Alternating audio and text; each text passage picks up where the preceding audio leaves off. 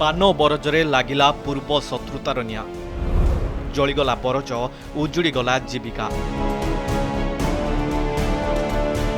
ପୂର୍ବ ଶତ୍ରୁତାକୁ କେନ୍ଦ୍ର କରି ଲାଗିଥିବା ନିଆଁରେ ପୋଡ଼ିଯାଇଛି ଲକ୍ଷାଧିକ ଟଙ୍କାର ପାନ ବରଜ। ସିଝିଯାଇଛି ପାନ ଲଟା। ଉଜୁଡ଼ା ବରଜକୁ ଦେଖି ହତାଶ ହୋଇପଡ଼ିଛନ୍ତି ଭୋଗରାଇ ବ୍ଲକ ବାଡ଼ସରିଷା ଗାଁର ଦେବେନ୍ଦ୍ର ଜେନାଙ୍କ ପରିବାର। ଦେବେନ୍ଦ୍ର ଦୀର୍ଘ ବର୍ଷ ଧରି ପାଖ ଗାଁ ଗମ୍ଭୀରିଆରେ ପାନ ବରଜ କରିଛନ୍ତି। ପରିବାର ପ୍ରତିପୋଷଣ କରୁଛନ୍ତି ଦେବେନ୍ଦ୍ରଙ୍କ ପରିବାର। ହେଲେ ଗୁରୁବାର ଅପରାହ୍ନରେ କେହି ଦୁର୍ବୃତ୍ତ ତାଙ୍କ ପାନ ବରଜକୁ ଜାଳି ଦେଇଛନ୍ତି। ପୂର୍ବ ଶତ୍ରୁତାକୁ ନେଇ ଏଭଳି ଅଗ୍ନିକାଣ୍ଡ କରାଯାଇଥିବା ବରଜ ମାଲିକ ଅଭିଯୋଗ କରିଛନ୍ତି। ଆମେ କାଲି 5:45 ଆସିଲୁ ଘର ପାଖକୁ। ଜଣେ ଲୋକ କହିଲେ ଆପଣଙ୍କର ବରଜ ପାଖରେ ନିଆଁ ଲାଗିଯାଇଛି। ଆମେ ଭାଇ ଭଉଣୀ ଘିନିକି ଆସିଲେ ନିଆଁ ଜଳୁଛି ଏବଂ ଆମେ ନିଆଁ ନିଭେଇବାକୁ ଚେଷ୍ଟା କଲୁ। ହୁଦୁଦି ଜଳୁଥିଲା, ନିଆଁ ନିଭେଇଲୁ, ନିଭି ବି ଗଲା। ତାହେଲେ ଅନ୍ୟାନ୍ୟ ଭାଇ ଭଉଣୀ ସମସ୍ତେ ଆସିଲେ କି ଲୋକମାନେ ଆସିଲେ, ସମସ୍ତେ ଯାଇକି ନିଆଁ ନିଭେଇଲେ। କେମିତି କରିବା, ଯଦି ଗଭର୍ଣ୍ଣମେଣ୍ଟ ଯଦି ସହାୟତା ଯଦି ହେଇଥାନ୍ତା ତାହେଲେ ଆମେ କିଛି ପରିବର୍ତ୍ତନ କରିଥାନ୍ତୁ। ଆଉ ଏ ନିଆଁ ଲାଗିଦେଲା କି ଜାଣିବି ନାହିଁ, ଆସିକି ପାଣି ମାରି ନେଇଯାଇଛି। ଆଉ ଏଇପାଇଁ ତ ବାପା ମା ବୁଢ଼ା ହେଇଛନ୍ତି, ଘର ଅଛନ୍ତି। ଆଉ ସବୁକୁ ଜାଣିବା ପରିବାର ଇହାରି ପୁରା ସବୁ ସମୟ ପରିବାର ଚଲେ ଇହାରି ପାଇଁ ଆମର ତ କିଛି ନାହିଁ।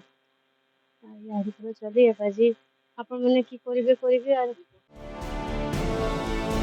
ଦେବେନ୍ଦ୍ରଙ୍କ ବାର୍ଦ୍ଧକ୍ୟ କାରଣରୁ ପୁଅ ରବୀନ୍ଦ୍ର, ସୁରଜିତ, ଚନ୍ଦ୍ରକାନ୍ତ, ଗୋବିନ୍ଦ ପାନ ବରଜର ଦେଖାଶୁଣା କରୁଛନ୍ତି। 20 ବର୍ଷର ପୁରୁଣା ବରଜରେ ପ୍ରାୟ 17,000 ପାନ ଲଟା ଥିଲା। ଗତକାଲି ଗୋବିନ୍ଦ ଜେନାଙ୍କ ଘରେ ବିବାହ ଉତ୍ସବ ଥିଲା। ଚନ୍ଦନେଶ୍ୱର ରିସେପ୍ସନ ପାର୍ଟି ଚାଲିଥିଲା। ହଠାତ୍ ଅପରାହ୍ନରେ ଖବର ଆସିଲା ପାନ ବରଜରେ ନିଆଁ ଲାଗିଯାଇଛି। ଆତ୍ମୀୟ ସ୍ୱଜନ ପରିବାର ବର୍ଗ ପହଞ୍ଚି ଦେଖନ୍ତି ବରଜ ଜଳୁଛି। ନିଆଁକୁ ଆୟତ୍ତ କରିବା ବେଳକୁ ସବୁକିଛି ସରିଯାଇଛି। ଆମେ 4ଟା 4:30 ସମୟ ଜାଣତେ ପାଇଲୁ ଯେ ବରଜ ନିଆଁ ଲାଗିଯାଇଛି। ଆଜ୍ଞା ସନ୍ଦେହ କରୁଛୁ ଯେ ଆମର ଏଠିକାର କୌଣସି ଶତ୍ରୁତା ନାହିଁ, ବାକି ଘର ପାଖରେ ସେମିତିକା ହାଲକା ପୁରା ଅଛି। ଆମେ ସେୟା ସନ୍ଦେହ କରୁଛୁ। ଆଉ କ'ଣ କରିବୁ, ଆମେ ଟୋଟାଲ ତ 17-18 ଟଙ୍କା ଖର୍ଚ୍ଚ ତ ହେଇଛି, କିନ୍ତୁ ଏବେ ଲସ୍ ହେଇଛି।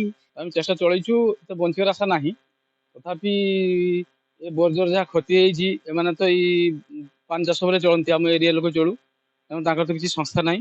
ଯଦି ସରକାର ତରଫରୁ କିଛି ସହାୟତା ହେତା ତାହେଲେ ସେମାନେ କିଛି ଉପକୃତ ହେତେ। କେହି ଆକ୍ରୋଶମୂଳକ ଭାବେ ନିଆଁ ଲଗାଇ ଦେଇଥିବା ନେଇ ତାଳସାରୀ ସାମୁଦ୍ରିକ ଥାନାରେ ଅଭିଯୋଗ କରିଛନ୍ତି ଗୋବିନ୍ଦ ଜେନା। ଭୋଗରାଇର 80%ରୁ ଅଧିକ ଲୋକ ପାନ ଚାଷ କରନ୍ତି, ହେଲେ ପାନକୁ କୃଷିର ମାନ୍ୟତା ମିଳିନାହିଁ। ତେଣୁ ପ୍ରାକୃତିକ ବିପର୍ଯ୍ୟୟ ସମୟରେ ଚାଷୀଙ୍କ ପାଇଁ ସରକାରୀ ସହାୟତା ସ୍ୱପ୍ନ ପାଲଟିଛି।